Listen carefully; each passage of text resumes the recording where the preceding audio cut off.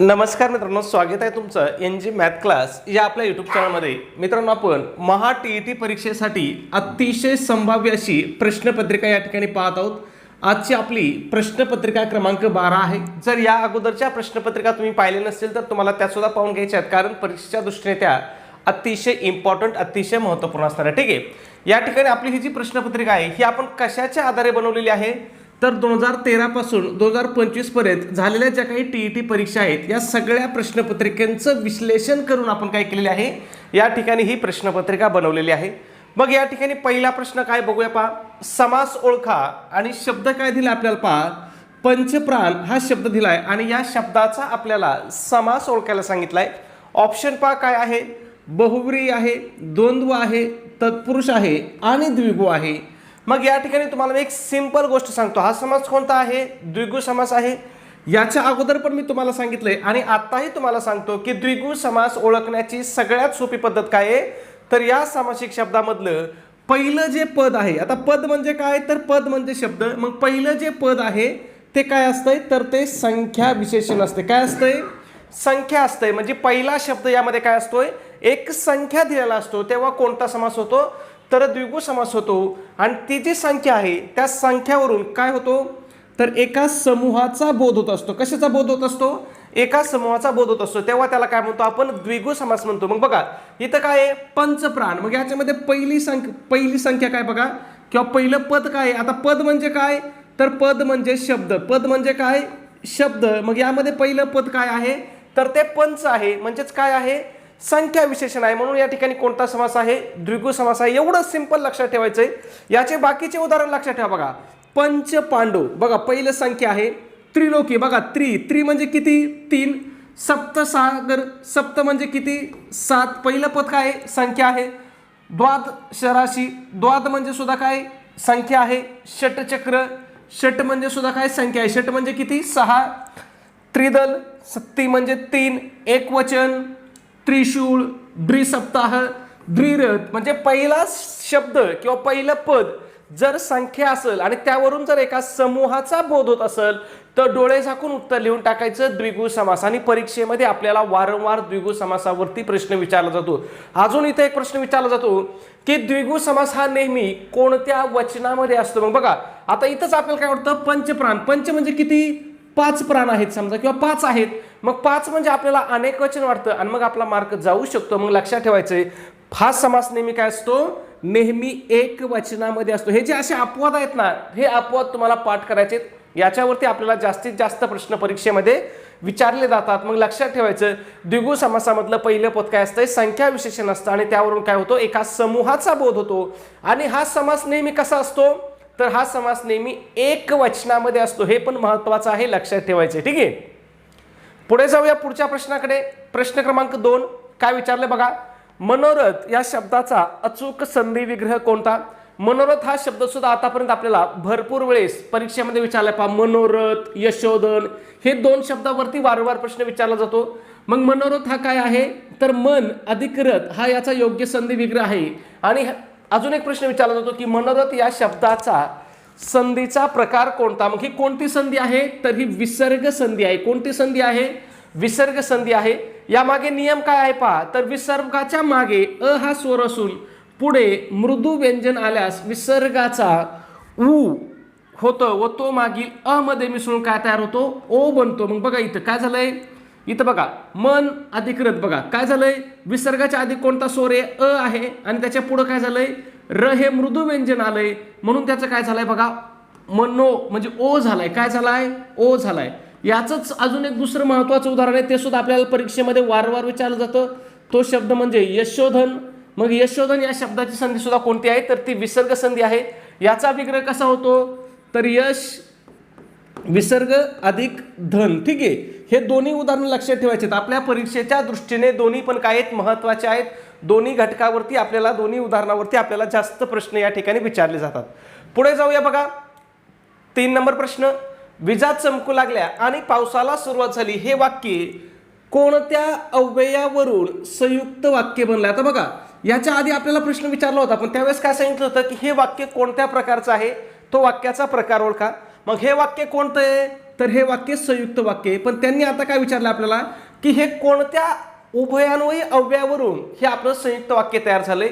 मग यामध्ये उभयान्वयी अव्यय कोणतं आहे बघा, तर आणि हे अव्यय आहे. मग आणि हे कोणत्या प्रकारचं उभयान्वयी अव्यय आहे असं आपल्याला विचारलंय.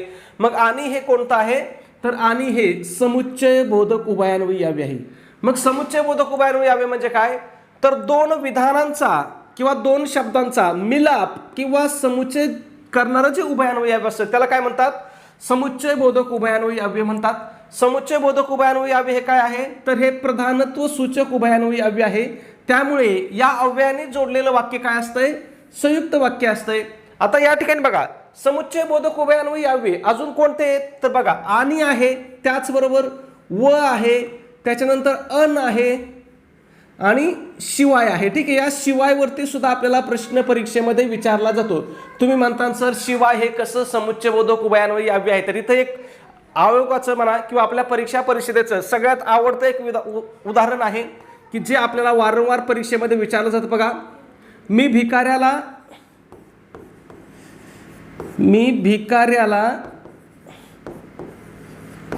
जेवू घातले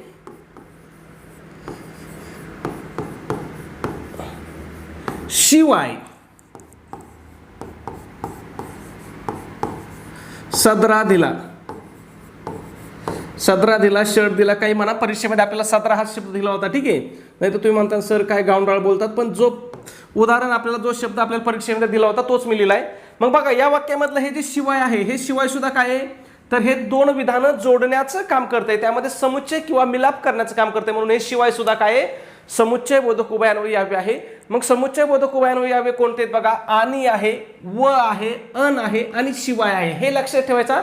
या समुच्चय बोधक उभयान्वयी अव्ययावरती आपल्याला भरपूर सारे प्रश्न विचारले जातात. ठीक आहे, न्यूनत्व बोधक उभयान्वयी अव्यय म्हणजे काय, तर हे कशाचं काम करतं, हे वाक्यामध्ये कमीपणा दाखवण्याचं काम करतं, म्हणजे वाक्यामध्ये काहीतरी कमतरता आहे हे दाखवण्याचं काम करतं. ठीक आहे, मग याच्यामध्ये कोणते आहेत, पण, परी, हे सगळे काय आहेत, न्यूनत्व बोधक आहेत.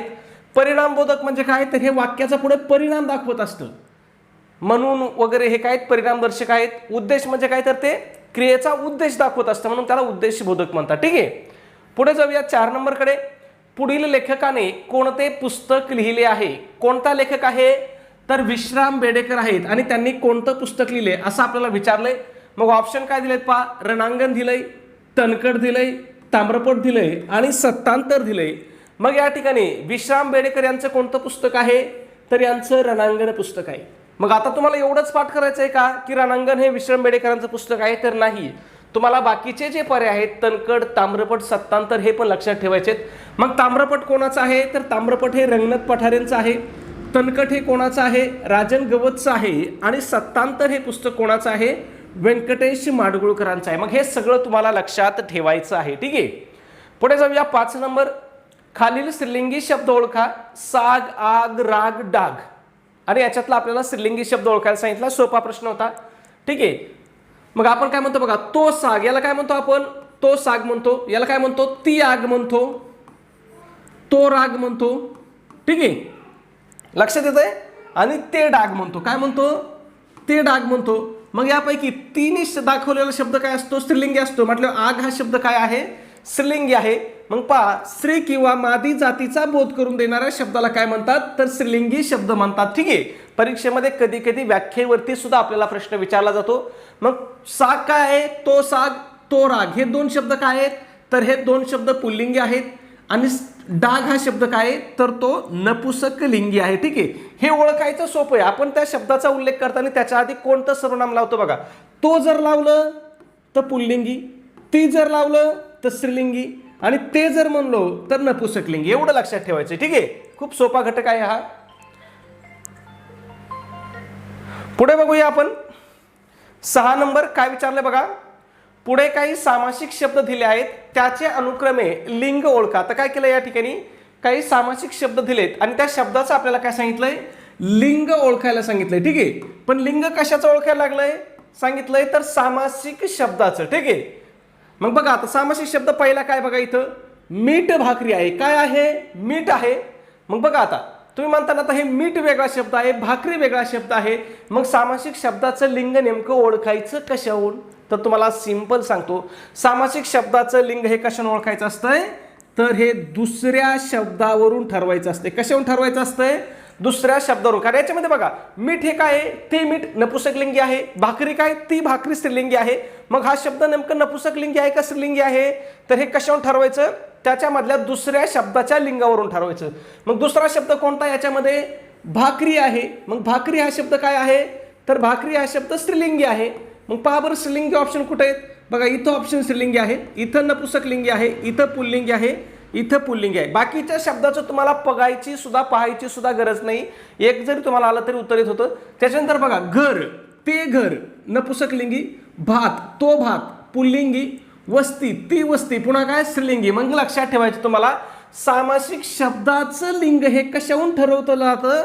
तर ते दुसऱ्या शब्दावरून ठरवलं जातं. एवढं तुम्ही जर लक्षात ठेवलं तर तुम्हाला कुठलाही सामासिक शब्द देऊ द्या, या पर्यायाबाहेरचे देऊ द्या, कुठलेही देऊ द्या, तरी तुम्ही ओळखता. फक्त काय लक्षात ठेवायचं आहे की सामासिक शब्दाचं लिंग हे काय केलं जातं?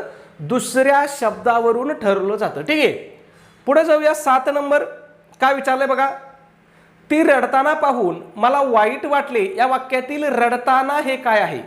बघा, ती रडताना पाहून वाईट वाटले या वाक्यातील रडताना हे काय आहे असं आपल्याला विचारलंय. ऑप्शन दिलंय पहा, नाम आहे, क्रियापद आहे, धातू साधित आहे किंवा विशेषण आहे. बघा आता रडताना हे काय आहे या वाक्यामध्ये? तर ते धातू साधित आहे, क्रियापद नाही. या वाक्यामध्ये क्रियापद काय आहे? वाटले हे क्रियापद आहे. मग लक्षात ठेवायचं, रडताना हे काय आहे? धातू साधित आहे. ते कशापासून बनलंय? तर रड या मूळ धातूपासून रडताना हा शब्द बनलाय, आणि जो वाक्याचा बघा अर्थ पूर्ण करत नाही म्हणून तो वाक्याचा क्रियापद नाही. जर अर्थ पूर्ण करत असता तर वाक्याचा क्रियापद असता, पण अर्थ पूर्ण करत नाही म्हणून तो काय आहे? क्रियापद नाही. तर तो काय आहे? धातू साधित आहे, किंवा त्यालाच काय म्हटलं जातं? कृदंत म्हणलं जातं. क्रियापद वाक्याचा शेवटी येऊन काय करतं? अर्थ पूर्ण करतं. मग वाटले या शब्द काय झालाय? वाक्याच्या शेवटी आलाय आणि त्याने काय केलाय? अर्थ पूर्ण केलाय. म्हणून वाटले हे या वाक्यामध्ये क्रियापद आहे. रडताना हे काय आहे? धातू साधित आहे किंवा कृदंत आहे. पुढच्या प्रश्नाकडे जाण्याआधी एक छोटीशी पण अतिशय महत्त्वाची अशी सूचना मित्रांनो, आपण महा टीईटी परीक्षेसाठी अतिशय इम्पॉर्टंट, अतिशय महत्त्वपूर्ण अशी टेस्ट सिरीज सुरू केली. आपल्या टेस्ट सिरीजचं वैशिष्ट्य की ही तुमच्या महा टीईटीच्या संपूर्ण अभ्यासक्रमावर आधारित अशी आपली टेस्ट सिरीज असणार आहे. मग या टेस्ट सिरीजमध्ये तुम्हाला 10 टेस्ट पेपर भेटतील. त्याबरोबर सगळ्यात महत्त्वाचं तुम्हाला अभ्यासामधलं सगळ्यात महत्त्वाचं तुम्हाला आतापर्यंत झालेल्या महा टीईटी परीक्षेच्या सर्व प्रश्नपत्रिका भेटतील. आणि ह्या सगळ्या प्रश्नपत्रिका तुम्हाला कशा भेटतील? तर उत्तरासहित भेटतील. म्हणजे या प्रश्नपत्रिकेची तुम्हाला उत्तर सूची सुद्धा काय केली जाईल? त्या ठिकाणी पाठवून दिली जाईल. म्हणजे तुम्हाला याला त्याला उत्तरं विचारण्याची गरज लागणार नाही. त्यानंतर बरेच जण म्हणतात की सर या प्रश्नपत्रिका कधीपासूनच्या असतील? तर 2013 पासून आतापर्यंत झालेल्या सगळ्या प्रश्नपत्रिका तुम्हाला दिल्या जातील. त्याच्यानंतर बरेच जण विचारतात की सर ह्या प्रश्नपत्रिका कोणत्या पेपरच्या असतील? मग ह्या पेपर 1च्या असतील आणि पेपर 2च्या पण असतील. आतापर्यंत झालेल्या सगळ्या प्रश्नपत्रिका असतील. ठीक आहे, त्याचबरोबर तुम्हाला फ्रीमध्ये आपण काही अतिशय IMP अशा नोट्स सुद्धा देतोय. मग यामध्ये मराठी असेल, इंग्रजी असेल, हिंदी असेल, त्याचबरोबर मानसशास्त्र असेल, इतिहास असेल, भूगोल असेल, गणित बुद्धिमत्ता असेल, ह्या सगळ्या विषयाच्या नोट्स असतील. आता मानसशास्त्राच्या नोट्स एवढं डिटेल्स आहेत. किती पेजेस आहेत? 70 पेजेसच्या नोट्स आहेत. पण या 70 पेजेसमधून तुम्हाला कमीत कमी परीक्षेमध्ये 25 प्रश्न काय होणार? 100% विचारले जाणार. ठीक आहे, आणि हे 70 पेजेस वाचायला माणूस जर चांगलं जर बसलं तर 3 तासामध्ये माणूस काय करू शकते? 70 पेज वाचू शकतं. एवढ्या सोप्या आणि सुटसुटीत नोट्स आहेत. त्याचबरोबर तुम्हाला माहिती आहे की टीईटी परीक्षेमध्ये ज्या काही शालेय पुस्तकं आहेत आपले, मग इयत्ता 4थी पासून इयत्ता 8वी पर्यंतचे जे काही पुस्तकं आहेत त्यामधले सुद्धा भरपूर सारे प्रश्न विचारले जातात. मग त्याच्या सुद्धा तुम्हाला अतिशय इम्पॉर्टंट नोट्स दिल्या जातील. मग त्यामध्ये 4थी ते 8वीचा इतिहास राहील, भूगोल राहील, राज्यशास्त्र राहील, विज्ञान राहील, या सगळ्या विषयांच्या अतिशय इम्पॉर्टंट नोट्स तुम्हाला दिल्या जातील. मग याची किंमत किती आहे मित्रांनो? तर फक्त 200 रुपये किंमत आहे. पण त्यामध्ये सुद्धा विद्यार्थ्याच्या आणि शिक्षक बांधवांच्या मागणीस्तव आपली ऑफर चालू आहे. मग ऑफरनुसार जर तुम्ही आज आपली टेस्ट सिरीज घेतली तर ही टेस्ट सिरीज तुम्हाला काय होणार आहे? फक्त आणि फक्त ही 139 रुपयाला तुम्हाला ही टेस्ट सिरीज पडणार आहे. मग हे 139 रुपये पाठवण्यासाठी तुम्हाला काय करायचं आहे? तर तुम्हाला मला व्हॉट्सॲपला मेसेज करायचा आहे. 77 75 88 12 88 हा आपला व्हॉट्सॲप नंबर आहे. यावरती तुम्हाला मेसेज करायचा आहे की सर आम्हाला स्कॅनर पाठवा किंवा QR कोड पाठवा. मग त्या ठिकाणी तुम्हाला स्कॅनर पाठवलं जाईल, त्यावरती तुम्हाला काय करायचं आहे, फक्त आणि फक्त 139 रुपये पाठवायचे. स्कॅनरवरती पैसे पाठवणं सोपं असतं, सुरक्षित असतं आणि आपले पैसे चुकून दुसऱ्याच व्यक्तीला जाण्याचा धोकाही त्या ठिकाणी राहत नाही.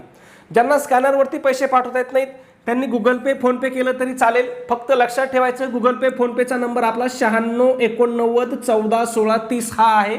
या नंबरवरती पे करायचं आहे आणि पैसे पाठवल्यावर काय करायचं आहे, त्याचा एक स्क्रीनशॉट काढायचा आणि तो स्क्रीनशॉट काय करायचा आहे, मला व्हॉट्सॲपला टाकायचा आहे. व्हॉट्सॲप नंबर आहे आपला 577 75 88 12 88 हा आपला व्हॉट्सॲप नंबर आहे. व्हॉट्सॲपवरती स्क्रीनशॉट मिळाल्याबरोबर 5 मिनिटाच्या आतमध्ये तुम्हाला व्हॉट्सॲपवरतीच संपूर्ण स्टडी मटेरियल काय केलं जाईल, PDF फाईलच्या स्वरूपामध्ये पाठवून दिलं जाईल. ठीक आहे, पुढे जाऊया. प्रश्न क्रमांक 8, कोणी यावे कोणी जावे सर्वनामाचा प्रकार ओळखा.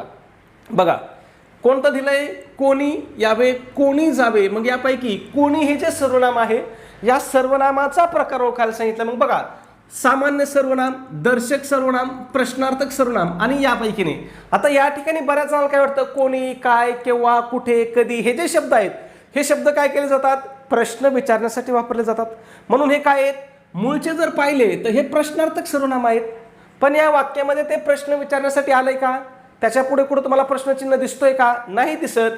म्हणून ते या वाक्यामध्ये प्रश्नार्थक सर्वनाम नाही, तर ते या वाक्यामध्ये कोणतं सर्वनाम आहे, सामान्य सर्वनाम आहे. मग लक्षात ठेवा, बघा जी सर्वनामे वाक्यात नामाऐवजी आली, बघा कोणत्या नामाऐवजी आली आहेत ते निश्चितपणे सांगता येत नाही, अशा सर्वनामांना काय म्हणतात, सामान्य सर्वनाम म्हणतात किंवा त्यालाच काय म्हणतात, अनिश्चित सर्वनाम सुद्धा म्हणतात. ठीक आहे, सामान्य सर्वनामालाच काय म्हणतात, अनिश्चित सर्वनाम म्हणतात. यांची वैशिष्ट्य काय आहे, तर ही कोणत्या नामाऐवजी आलेत हे सांगता येत नाही. बघा कोणी यावे कोणी जावे, कोणाबद्दल आले काहीच माहित नाही, कोणी या कोणी जा, कोण आलं कोण गेलं काही माहित नाही. ठीक आहे, मग ते निश्चित सांगता येत नाही की ते कोणाबद्दल आलेत. ठीक आहे, आणि तसं जर पाहिलं तर बघा कोण, काय ही मुळात कोणती सर्वनाम आहेत, ही प्रश्नार्थक सर्वनाम आहेत. परंतु जेव्हा ती वाक्यात प्रश्न विचारण्यासाठी न येता कोणत्या तरी नामाबद्दल अनिश्चितपणे येतात तेव्हा ती काय असतात, सामान्य सर्वनाम असतात किंवा अनिश्चित सर्वनाम असतात. फरक लक्षात ठेवा. त्याच्यानंतर दर्शक सर्वनाम पर्याय आहे. मग दर्शक सर्वनामाचा वापर कशासाठी केला जातो, तर जवळची किंवा दूरची वस्तू दाखवण्यासाठी दर्शक सर्वनाम वापरले जातात. जवळची वस्तू दाखवण्यासाठी आपण काय करतो, हा, ही, हे सर्वनाम वापरतो. दूरची वस्तू दाखवण्यासाठी आपण तो, ती, ते हे सर्वनाम वापरतो. मग हा, ही, ए, तो, ती, ते हे दोन्ही कोणते सर्वनाम आहेत, हे दर्शक सर्वनाम आहेत. लक्षात ठेवा. सर्वनामावरती आपल्याला एक प्रश्न परीक्षेमध्ये 100% विचारला जातो. केकावली या प्रसिद्ध ग्रंथाचे लेखक कोण आहेत. मग केकावलीचे लेखक कोण आहेत, तर मोरोपंत आहेत. ठीक आहे, त्याच्यानंतर बघा इथं ऑप्शन आहे आपल्याला वामन पंडित. मग यांचं काय प्रसिद्ध आहे, तर यांची यथार्थ दीपिका प्रसिद्ध आहे. फरक लक्षात ठेवा, यथार्थ दीपिका आहे आणि संत ज्ञानेश्वरांची काय आहे, ज्ञानेश्वरी आहे. पण ज्ञानेश्वरीलाच काय म्हणतात, तर तिला भावार्थ दीपिका म्हणतात. ठीक आहे, मग हे भावार्थ आणि यथार्थ या शब्दामधला फरक लक्षात ठेवा. ठीक आहे, ज्ञानेश्वरीला काय म्हणतात, भावार्थ दीपिका म्हणतात आणि वामन पंडित यांची काय आहे, यथार्थ दीपिका आहे. त्याच्यानंतर अमृत अनुभव हे सुद्धा ग्रंथ कोणाचा आहे, तर हा सुद्धा संत ज्ञानेश्वरांचाच ग्रंथ आहे. पुढे जाऊया 10 नंबर. झाले बहु, होतील बहु, आहेत बहु, परी, यासम हा या ओळीमधील अलंकार कोणता. मग या ठिकाणी तुम्हाला सगळ्यांना माहिती आहे कोणता अलंकार होतो, तर या ठिकाणी अनन्वय अलंकार होतो. मग जे बाबा उपमेयाची तुलना करण्यासाठी दुसऱ्या कोणत्याही गोष्टीची जोड मिळत नाही म्हणून उपमेयाची तुलना उपमेयाशीच केली जाते तेव्हा अनन्वय हा अलंकार होतो. म्हणजे या ठिकाणी तुलना करण्यासारखी दुसरी कुठली वस्तूच नसती म्हणून त्याची तुलना त्याच्यासोबतच करावी लागते म्हणून त्याला काय म्हणतो आपण, अनन्वय हा अलंकार म्हणतो. पुढे जाऊया 11 नंबर. सतेज शब्दाचा अचूक विरुद्धार्थी शब्द. कोणत्या शब्दाचा, सतेज या शब्दाचा. तुम्हाला सगळ्यांना माहिती आहे याचा विरुद्धार्थी शब्द काय होईल, निस्तेज हा होईल. पुढे जाऊया. खग या शब्दाचा योग्य अर्थ स्पष्ट करणारा पर्याय कोणता. कोणत्या शब्दाचा, खग या शब्दाचा. मग खग म्हणजे काय, तर पक्षी हे तुम्हाला माहिती आहे. मग आकाशात फिरणारा किंवा आकाशामध्ये उडणारा जो असतो तो पक्षी त्याला काय म्हणतात, तर खग म्हणतात. मग बघा ख म्हणजे काय, तर ख म्हणजे आकाश आणि ग म्हणजे काय, तर ग म्हणजे गमन करणारा म्हणजे आकाशामध्ये गमन करणारा त्याला काय म्हणतो आपण, खग म्हणतो किंवा पक्षी म्हणतो. पक्षाला अजून काही समानार्थी शब्द आहेत. कोणते आहेत, विहंग आहे, त्याचबरोबर द्विज सुद्धा आहे. या द्विजवरती सुद्धा आपल्याला प्रश्न विचारला होता. मग द्विज, विहंग, खग आणि पक्षी हे काय आहेत, एकमेकांचे समानार्थी शब्द आहेत. पुढे जाऊया 13 नंबर. आम्ही उद्या पुण्याला जाणार या वाक्यातील आम्ही हे कोणत्या प्रकारचं सर्वनाम आहे? आम्ही हे कोणतं सर्वनाम आहे? तर आम्ही हे प्रथम पुरुषवाचक सर्वनाम आहे. मी, आम्ही हे दोन्ही काय आहेत? प्रथम पुरुषवाचक सर्वनाम आहेत. आपण याच्या आधी पण पाहिले, त्याच्यामुळे इथं त्याच्याबद्दल जास्त माहिती सांगण्याची गरज नाही. पुढे जाऊया. प्रश्न क्रमांक 14. हातावर तुरी देणे या वाक्यप्रचाराचा योग्य अर्थ. मग हातावर तुरी देणे हा जो वाक्प्रचार आहे याचा योग्य अर्थ काय होतो? तर फसवून पळून जाणे म्हणजेच काय करणे? हातावर तुरी देणे. ठीक आहे. पुढे जाऊया. प्रश्न क्रमांक 15.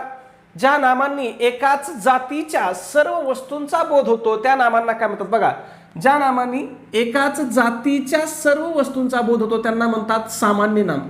मग सामान्य नाम हे काय असतंय? तर सामान्य नाम हे जातीवाचक असते. काय असतंय? जातीवाचक असते. मग बघा, एकाच जातीच्या समान गुणधर्मामुळे त्या वस्तूला जे सर्वसामान्य नाव दिलं जातं त्याला काय म्हणतात? सामान्य नाम म्हणतात. मग पहा, उदाहरणार्थ मुलगा असेल, नदी असेल, पर्वत असेल, मुलगी असेल, ही काय आहेत? सामान्य नाम आहेत. आणि विशेष नाम हे काय असते? तर एका विशिष्ट घटकापुरतं मर्यादित असते म्हणून त्याला विशेष नाम म्हणतात. मग उदाहरणार्थ पहा, हिमालय असेल, गंगा असेल, सचिन असेल, ही काय आहेत? विशेष नामं आहेत. ठीक आहे. पुढे जाऊया 16 नंबरकडे. प्रश्न पाहण्या अगोदर मित्रांनो एक नम्र विनंती आहे की मित्रांनो, आपण तुमच्यासाठी खूप मेहनत घेऊन व्हिडिओ बनवत आहोत, त्यामुळे प्लीज व्हिडिओला एक लाईक करत चला. एक लाईक करण्यासाठी तुमचा किती? फक्त 1 सेकंद जातो. तुम्हाला फक्त त्या लाईकच्या बटनावरती काय करायचं आहे?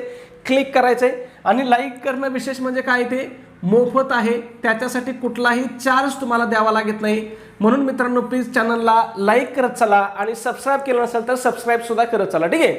मराठी भाषेचे शिवाजी कोणाला म्हणतात? मग मराठी भाषेचे शिवाजी कोणाला म्हणतात? तर ते विष्णू शास्त्री चिपळूणकरांना म्हणतात. विष्णू शास्त्री चिपळूणकरांना अजून एक नाव आहे, त्यांना काय म्हणतात? तर त्यांना निबंधमालाकार म्हणतात. का? तर त्यांनी निबंधमाला हे मासिक चालवलेलं आहे म्हणून त्यांना निबंधमालाकार पण म्हणतात. लक्षात ठेवायचंय, विष्णू शास्त्री चिपळूणकरांना निबंधमालाकार पण म्हणतात आणि मराठी भाषेचे शिवाजी पण म्हणतात. पुढे जाऊया. अजून माहिती बघा. बाळशास्त्री जांभेकर. बाळशास्त्री जांभेकरांना काय म्हटलं जातं? तर यांना मराठी वृत्तपत्र सृष्टीचे जनक म्हणलं जातं. का म्हणलं जातं? तर त्यांनी 6 जानेवारी 1832 रोजी मराठीतील पहिलं वृत्तपत्र कोणतं? दर्पण वृत्तपत्र सुरू केलं होतं. लक्षात ठेवा, खूप महत्त्वाचा प्रश्न आहे. त्याच्यानंतर दादोबा पांडुरंग तरखडकर यांना काय म्हटलं जातं? तर यांना मराठी भाषेचे पाणिनी म्हणलं जातं. त्याच्यानंतर मोरा वाळंबे यांच्यावरती सुद्धा अलीकडे प्रश्न परीक्षेमध्ये विचारले जातात. मग यांच्या पुस्तकाचं नाव विचारलं जातं, तर त्यांच्या पुस्तकाचं नाव काय? सुगम मराठी व्याकरण व लेखन हे त्यांचं पुस्तक आहे. आणि हे पुस्तक आज स्पर्धा परीक्षेसाठी, मग आपली TET असो, सरळ सेवा असो किंवा MPSC कडल्या परीक्षा असो, ह्या सगळ्या परीक्षेसाठी हे पुस्तक काय केलं जातं? अत्यंत प्रमाण असं मानलं जाणारं पुस्तक आहे. ठीक आहे. म्हणजे सगळ्यात मोठा जर संदर्भ ग्रंथ कोणता असेल मराठी व्याकरणाचा सध्या, तर ते मोरा वाळंबे सरांचं सुगम मराठी व्याकरण व लेखन पुस्तक आहे. आणि याच्यावरती परीक्षेत प्रश्न सुद्धा विचारलेले आहेत. लक्षात ठेवायचे. पुढे जाऊया. 17 नंबर. प्रथमा विभक्तीचा कारकार्थ खालीलपैकी कोणता असतो? कशाचा कारकार्थ विचारलंय? प्रथमा विभक्तीचा. मग प्रथमा विभक्तीचा कारकार्थ काय असतो? कर्ता असतो. लक्षात ठेवा. द्वितीय विभक्तीचा कारकार्थ कर्म असतो. तृतीय विभक्तीचा कारकार्थ काय असतो? करण असतो. ठीक आहे. खूप सोपं आहे, परीक्षेच्या दृष्टीने महत्त्वाचं आहे. मळमळते हे क्रियापद क्रियापदाच्या कोणत्या प्रकारामध्ये मोडते? कोणतं क्रियापद? मळमळते. मग मळमळते हे क्रियापद कोणतं आहे? तर हे भावकर्तृक क्रियापद आहे. मग भावकर्तृक क्रियापद म्हणजे काय? तर ज्या वाक्यामधील क्रियापदाचा मूळ भाव किंवा अर्थ हाच त्या वाक्याचा कर्ता मानला जातो त्यांना भावकर्तृक क्रियापद किंवा अकर्तृक क्रियापद असं सुद्धा म्हणतात. ठीक आहे. भावकर्तृक किंवा अकर्तृक दोन्ही शब्द लक्षात ठेवायचे. मग मळमळते, उजाडले, सांजावले, गडगडले हे काही महत्त्वाचे आहेत हे भावकर्तृक क्रियापद जे पुन्हा पुन्हा आपल्या परीक्षेमध्ये विचारले जात आहेत. पुढे जाऊया. त्याने सर्व लाडू फस्त केले या वाक्यातील संख्या विशेषणाचा प्रकार कोणता? मग आता यामध्ये संख्या विशेषण कोणतं आहे? तर सर्व हे संख्या विशेषण आहे. कोणतं आहे? सर्व. मग ते गणनावाचक आहे, अनिश्चित आहे, क्रमवाचक आहे की पृथकत्ववाचक? आता बघा, सर्व म्हणजे किती लाडू होते माहिती आहे का आपल्याला? माहित नाही, फक्त सर्व. मग सर्व हे काय आहे? अनिश्चित आहे. मग याच्यावरून पहा, निश्चित संख्या समजत नाही. ज्या संख्यावाचक सर्वनामामधून निश्चित संख्या समजत नाही त्याला काय म्हणतात? अनिश्चित सर्वनाम म्हणतात. मग उदाहरणार्थ बघा, सर्व, थोडी, काही, इतर हे सगळे काय आहेत? अनिश्चित संख्या विशेषण आहेत. ठीक आहे. खूप महत्त्वाचं आहे, लक्षात ठेवा. पुढे जाऊया. 20 नंबर. गौरीला दूध आवडते या वाक्यातील कर्म ओळखा. खूप महत्त्वाचा प्रश्न आहे. बरेच जण इथं लगेच पहिल्या सेकंदामध्ये दूध उत्तर लिहून टाकतात आणि प्रश्न चुकून बसतात. बघा, आवडणारे कोण आहे? आवडणारे कोण आहे? तर आवडणारे दूध आहे. मग दूध हा या वाक्यामध्ये कोण आहे? कर्ता आहे. ठीक आहे. आवडण्याची क्रिया कोणावर घडती? दुधावरतीच घडती. म्हणून या वाक्यामध्ये कर्म नाही, हे लक्षात ठेवा. दूध हा कर्ता आहे, दूध हे कर्म नाही. प्रश्न परीक्षेमध्ये विचारला जातो आणि आपल्याकडून गडबडीत गोंधळामध्ये चुकला पण जातो, म्हणून लक्षात ठेवायचे.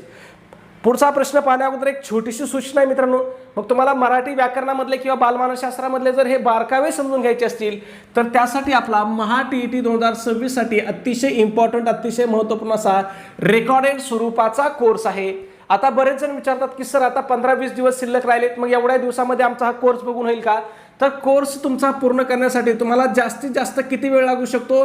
8 दिवस लागू शकतात. जर तुम्ही 8 दिवस आपल्या कोर्सला दिले तरी तुम्ही TET परीक्षा 100% पास होणार. म्हणजे तुम्हाला वाटतंय बाबा आपला अभ्यास झाला नाही, आत्मविश्वास कमी आहे, असं वाटतंय आपण पास हो की नाही, अशी जर तुमच्या मनामध्ये शंका येत असेल तर फक्त आपला कोर्स जॉईन करा. 8 दिवसामध्ये तयारी करा. दुसरं कशालाही हात लावू नका. तुम्ही TET परीक्षा 100% पास होऊन जाताल. ठीक आहे. मग यामध्ये आपण कोणते विषय कव्हर करणार आहेत? तर TET साठीचे सगळ्यात महत्त्वाचा जो विषय आहे कोणता? बालमानसशास्त्र व अध्यापनशास्त्र आणि मराठी व्याकरण, हे 2 विषय या ठिकाणी कव्हर करणार आहोत. ठीक आहे. मग या दोन्ही विषयाचे तुम्हाला प्रत्येक प्रकरणानुसार लेक्चर दिले जातील, प्रत्येक प्रकरणानुसार स्पेशल नोट्स दिल्या जातील आणि प्रत्येक प्रकरणानुसार तुम्हाला त्या ठिकाणी ऑनलाईन टेस्ट सुद्धा दिली जाईल. म्हणजे बेसिक आणि ॲडव्हान्स संकल्पना क्लिअर केल्या जातील, रिव्हिजनसाठी नोट्स दिल्या जातील आणि सरावासाठी तुम्हाला टाइम लावून ऑनलाईन टेस्ट सोडवायला दिली जाईल. ठीक आहे.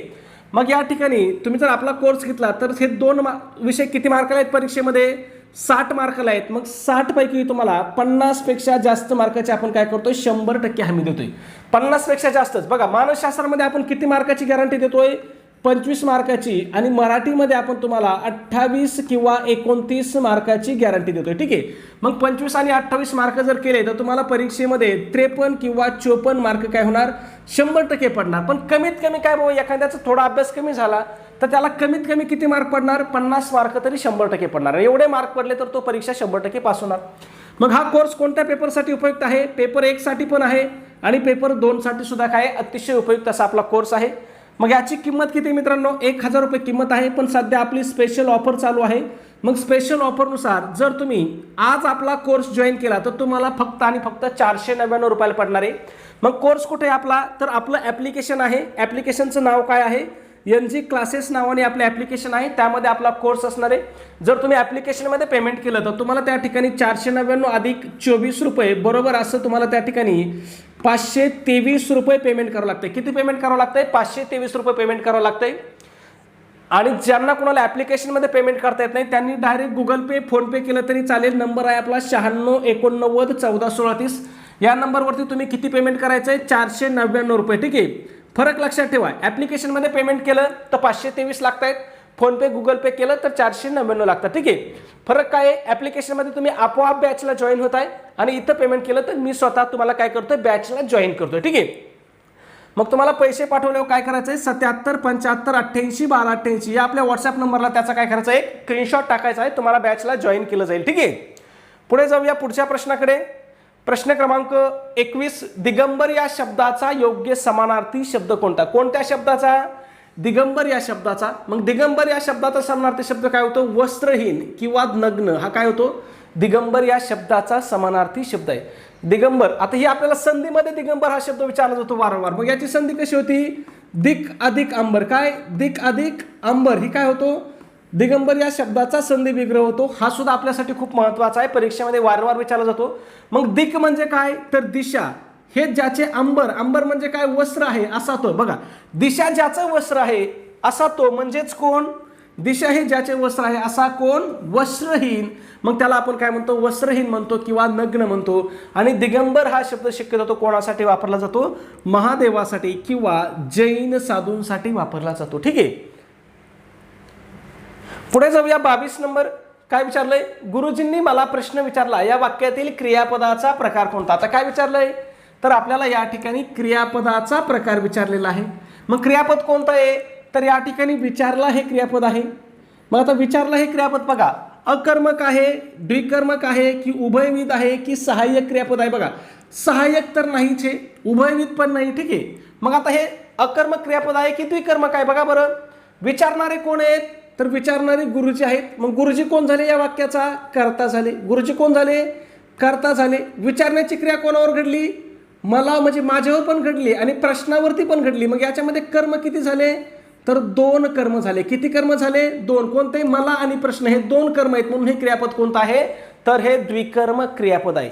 मग यामध्ये बघा प्रश्न हे काय आहे, तर प्रश्न हे प्रत्यक्ष कर्म आहे. प्रत्यक्ष कर्म हे काय असतंय, वस्तुवाचक असतंय. आणि मला हे काय आहे, यामधलं अप्रत्यक्ष कर्म आहे. अप्रत्यक्ष कर्म हे काय असतंय, व्यक्तिवाचक असतंय. हे लक्षात ठेवायचं आहे. ठीक आहे, म्हणून विचारला हा क्रियापद काय आहे, या वाक्यामध्ये द्विकर्मक क्रियापद आहे. सोपं आहे. ठीक आहे, पुढे चला 23 नंबर. लहानपण देगा देवा मुंगी साखरेचा रवा या पंक्तीमधील अलंकार कोणता आहे किंवा अलंकार ओळखा. मग उपमा आहे, उत्प्रेक्ष आहे, दृष्टांत आहे किंवा रूपक आहे. मग या ठिकाणी कोणता अलंकार होतो, तर या ठिकाणी दृष्टांत अलंकार होतो. मग दृष्टांत अलंकार ओळखण्याची सोपी पद्धत बघा.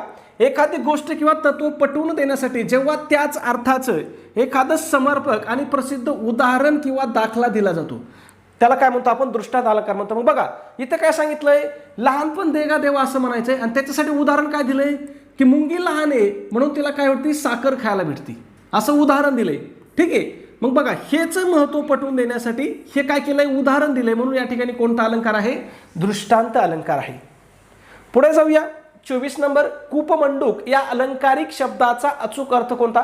वारंवार परीक्षेमध्ये आपल्याला विचारलेला प्रश्न आहे. मग कूपमंडूक या शब्दाचा अचूक अर्थ काय होतो, तर संकुचित वृत्तीचा, किंवा बघा ज्याचं ज्ञान मर्यादित आहे किंवा ज्याची दृष्टी संकुचित आहे त्याला काय म्हणतात, कूपमंडूक म्हणतात. पुढे जाऊया 25 नंबर. स्वातंत्र्य रक्षणासाठी आपण सज्ज राहिले पाहिजे यातील विद्यार्थी क्रियापदातून सूचित होणारा योग्य अर्थ. बघा आतापर्यंत आपल्याला प्रश्न काय विचारले होते, तर क्रियापदाचा प्रकार ओळखा. पण त्यांनी इथं सांगितलंय की स्वातंत्र्य रक्षणासाठी आपण सज्ज राहिले पाहिजे. हे कोणतं क्रियापद आहे, तर हे विद्यार्थी क्रियापद आहे. आणि या विद्यार्थी क्रियापदामधून कोणता अर्थ किंवा कोणता भाव व्यक्त होत आहे असं विचारले. मग बघा इच्छा, हक्क, कर्तव्य आणि योग्यता. मग यापैकी काय दाखवलं याच्यामधून, तर कर्तव्य दाखवलंय की बाबा देशाच्या स्वातंत्र्य रक्षणासाठी आपण सज्ज राहिलं पाहिजे. काय प्रत्येकाचं कर्तव्य आहे. ठीक आहे, मग बघा जेव्हा वाक्यातील क्रियापदाच्या रूपावरून विधी म्हणजेच काय, तर कर्तव्य, त्याच्यानंतर शक्यता, योग्यता किंवा इच्छा यांचा बोध होत असतो तेव्हा त्यास काय म्हणतात, विद्यार्थी क्रियापद म्हणतात. या विद्यार्थी क्रियापदावरती किंवा आज्ञार्थी क्रियापदावरती आपल्याला वारंवार परीक्षेमध्ये प्रश्न विचारले जातात. ठीक आहे, पुढे जाऊया. प्रश्न क्रमांक 26 म्हणजे आपला शेवटचा प्रश्न.